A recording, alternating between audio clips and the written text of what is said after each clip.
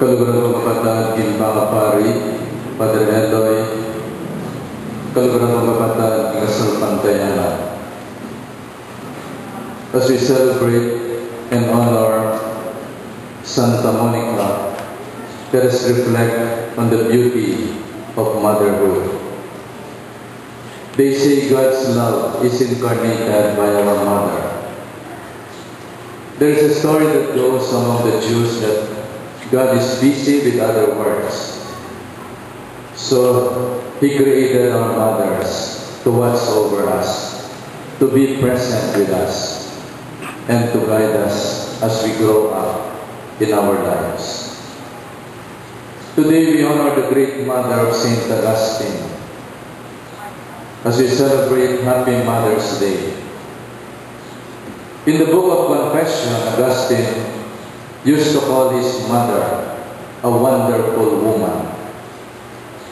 Truly our mothers are wonder women, because motherhood is a tough 24-hour job. No pay, no day off, most often unappreciated, and yet resignation is impossible. And we salute the strongest and the greatest woman in the world, Mother. Happy Mother's Day, wonder women of our lives. When we were young, we used to look up at Superman and Wonder Woman. We need not look for them anymore, because for me, our mothers are wonder women. Today, many couples have only 2 children. When I was young, we are 10 in the family. And my mom never complained, taking care of us. I have a friend in Manila, Charito, an old maid. She attempted to take care of her nephew. And after 2 hours, she surrendered. Penny, here is your son. I can't take it anymore. 2 hours. And she is exhausted. Imagine mothers taking care of us. Apulo tamo. Ela sinawang manese. Ela sinuko. Because they are wonder women. Maybe their adrenaline would boost their energy. But more than adrenaline, their great love for us will see us through. Their love saw us through. My love will see you through. And the greatest people in the world are the greatest lovers in the world. And I believe our mothers are strong because they are greatest lovers. Great lovers are strong people, and poor lovers are weak people. Puta ka lang lugod ka ng puso tamo, makapangalambot. Pero puta nating lugod ka ng puso tamo, yung lugod tamo, yung maging sika ng tamo. Can you imagine a young couple getting married? Bakit? In spite of the financial situation ahead of them, not knowing where the future will lead them, masikan lalo. Because they have love in their hearts, faith in God and faith in one another will keep them through thick and thin. The first word that a child mumbles is the word mama. Mommy, mother, inang, inda, ina, mama. Alam po ba ninyo na ang salitang mama ay nanggaling sa mammary glands? It is the milk of mama that nourished us. It is the milk of mama that kept us alive. And there is a study which says that when a woman gives birth to a child, she is in ecstasy in spite of the pain of giving birth. Can you imagine that? Ang pinakamasakit na karanasan ng isang ina ay magluwal ng anak. And yet, kapag nailuwal na ang anak, the woman will experience ecstasy for giving birth to a child. And women who abort their children will never experience that ecstasy. And more than the ecstasy of giving birth is the ecstasy of breastfeeding a child. Excuse me for this word, no? I read in the National Geographic.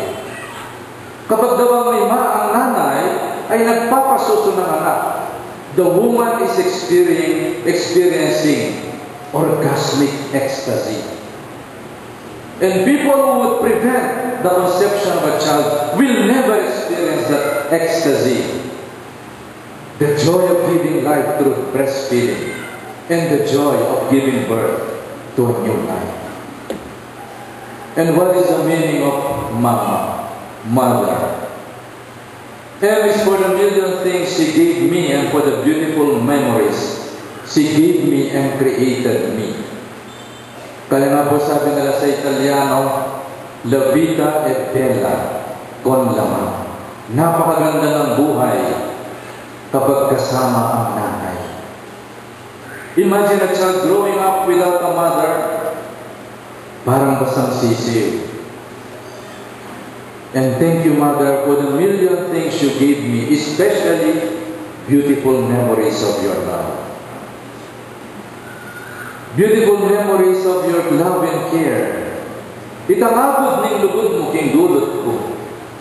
Potang polman mo ko, potang padilwan mo ko, potang kaulan mo ko. When you will press me all over from head to foot when I'm sick, all these things is stuck in my memories. Beautiful memories to remember. Life is beautiful with a mother. And thank you, Mama, for creating beautiful memories in my life. Memories which I can hold on to. Mga alaala na magbibigay sa akin ng lakas at galak sa ating buhay. Upang ako ay maging matapang sa mga pagharap ng mga pagsubok sa buhay. O means only, and that is growing old. When we were young, they guided our hands and carried us in their arms. Napakaganda po ng senaryo ng isang nanay kung saan natutulog na mahimbing ang kanyang anak sa kanyang mga braso. For me, this is heaven. Heaven is to sleep in peace in the arms of your mother, in the bosom of your mother. Napakaganda. Our heavenly experience in the arms of our mother. Now that they are old, let us guide their hands and carry them in our arms. Nung tayo malipat, ang pong magpapatalantang. Putang bisa tamang mulay, tangdanay may maing gamat. Tamo, baka may maparalis singgalan. Their guiding hands is strong enough to pull us back where we want to run. Is strong enough to carry us in their arms. At sana po tanggapwan na lang, ilan naman sana yung alalayan tao. Ilan suklen tao po, ilan kukwan tao dalanay kin parlo rimang. So she will grow old gracefully with smile on her face. Because on the face of our mother are etched. Makagulis laking lupa na rin pengari tamo. Ing panauna de nananda, ing lugod na binyeda. Sa bawat problemang binigay natin sa ating mga magulang ay katumbas ng isang hibla ng puting buhok sa kanilang ulo. And when we see the gray hair of our mothers, it should be more than enough reminder for us how much they have suffered for us sa ngalan ng pag-ibig. Hindi sila sumuko sa atin. They never gave up on us. Let us not give up on them. Kapag dumating na ang araw na sila ay luna ng kanilang mga mata, mahina ng kanilang mga tuhod, ang kanilang mga kamay, Mami, ito ang aking mata, ipapahiram ko sa iyo. To guide you on your steps, so you will not fall down. At kung hindi mo na kaya, ikaw ay dadalhin ko sa aking mga bisig upang ikaw ay makarating sa gusto mong puntahan. Putamatwa na rin penari tamo, kailangan daw rin gamat tamo rin bitis tamo. So they will be able to walk. They prepared us for life.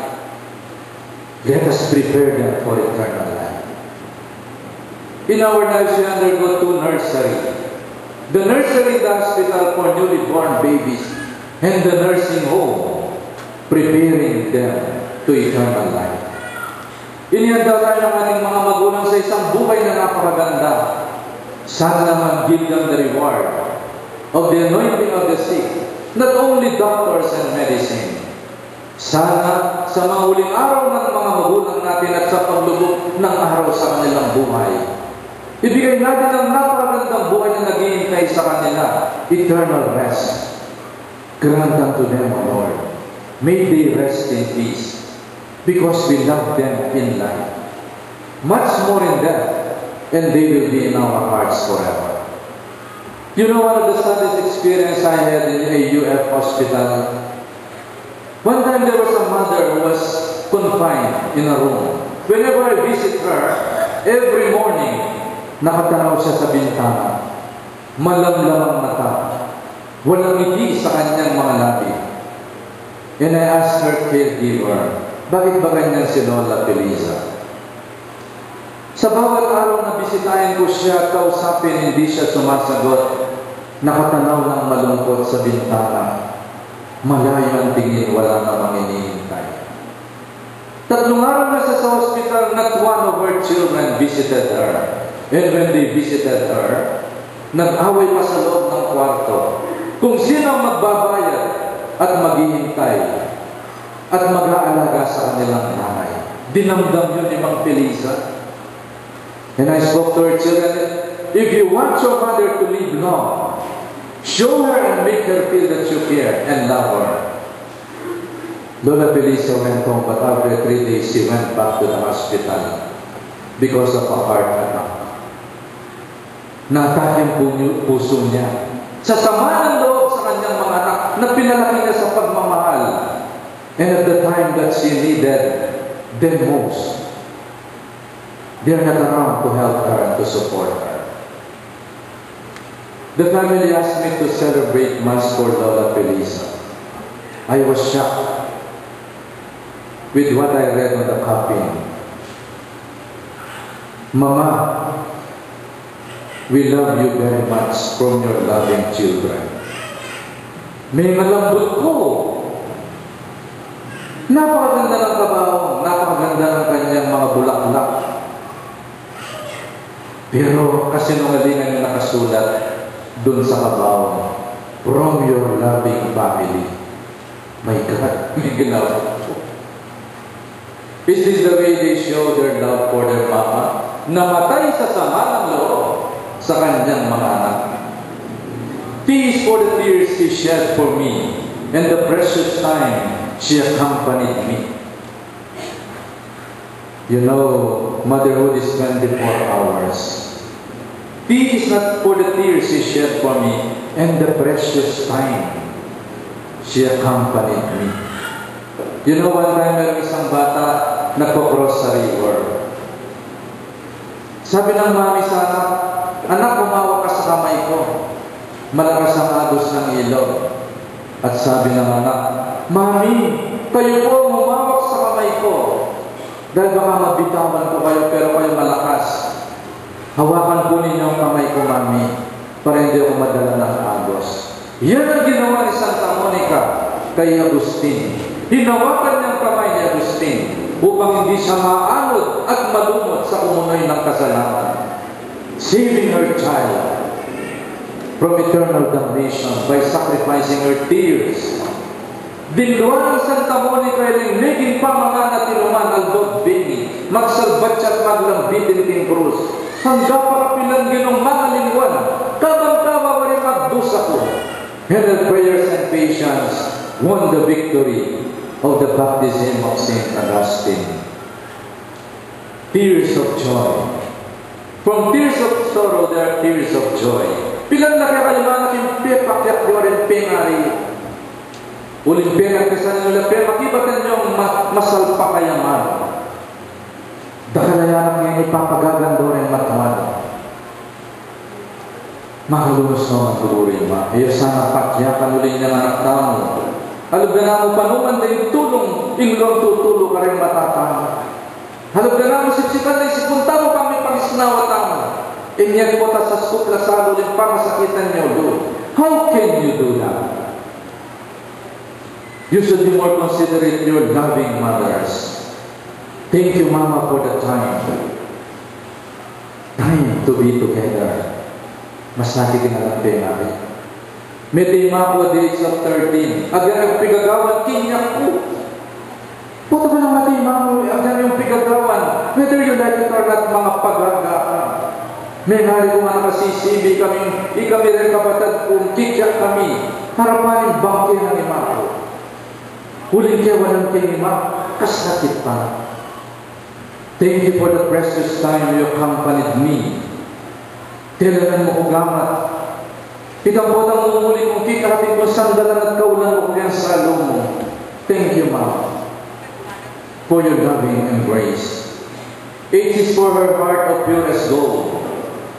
Our best home where we can sleep is the bosom of our mothers, listening to her heartbeats. And the best music ever that we have heard since we were formed in the womb of Mama is the beautiful music of our heartbeat. Alam po ba niyo doon sa isang hospital sa Amerika? Stop babies from crying. And there is one psychologist, doctor, who recorded the heartbeat of a mother. And you know, in 1 minute or 30 seconds, there was a full silence in the nursery. Dahil narinig ng mga bata ang tibok ng puso ng kanyang mama. For 9 months, walang narinig ang bata, kundi yung tibok ng puso ng kanyang ina. From the womb to the heart is yung kabog ng puso niya. Kapag narinig ng bata yon, andyan si mama. And the child will sleep in peace in the womb of the mother. Secure in the heartbeat of the love of a mother. Kaya nga may silang isang bata umiyak siya. Kikyapan to na ni Mana. Balarik sa end of the world for being separated from our mother nung putulin ang kanyang umbilical cord. Umiyak ang bata ng kanyang mama. Salamat Mama sa iyong pusong dalisay na nagmamahal sa akin. And sometimes we need to go back home to the heart of Mama. Nandun ang pinakamagandang musika, ang musika ng kanyang pagmamahal. And mother's heart will never stop beating for their children.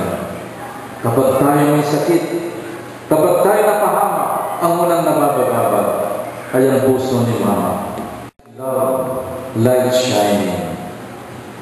Siguro some mothers are already on a rocking chair. Matuwa na laman na last call in their life. Well and good, matanda na si Mama, makarocking chair niya. But her eyes are glistening and twinkling. Huli nga paragul mo rin anak na. May kaparagul yung maya payanang apayari na lang. May kaparagul yung maya patawang po. Puso na yung moral values. The values of love, faith, hope, and love. And Mama, thank you.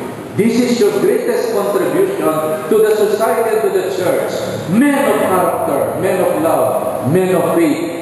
Anak ating Diyos katawan, kikilala tinapong Gino, ating lugod kaparang tao. If we want to change politics in the Philippines, it begins in the womb, in the loving heart, and in the loving care of a mother.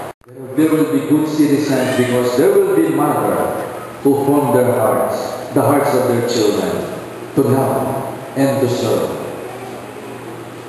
My dear brothers and sisters, as we honor Santa Monica, we say yes to marriage, not to divorce.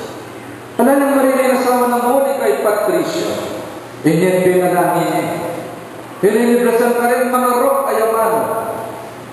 But she never reached world war with her husband. Uling sabi na ng bulyong manahimik na nasaway, ayaw lalaban ng ting matsurang pangsalita. Pangaman nilang maya.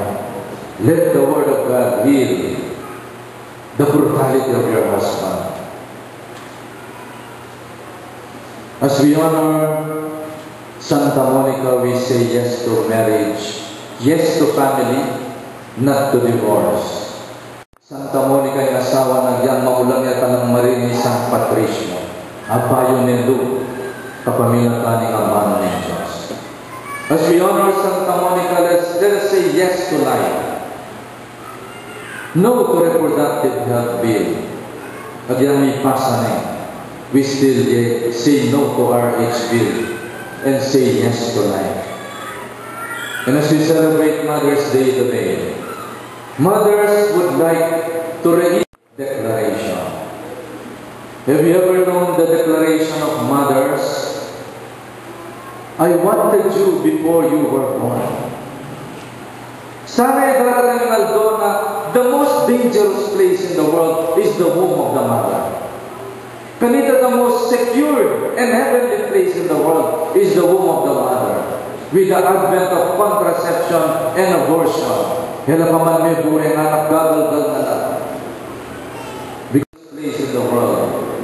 And yet, a mother would declare once more, I wanted you before you were born. I loved you when you were born. I saw your face, and I knew that I was in love. Before you were an hour old, I knew I would die for you. To this day I will. And this is the miracle of life. The miracle of a mother's love. Talaga.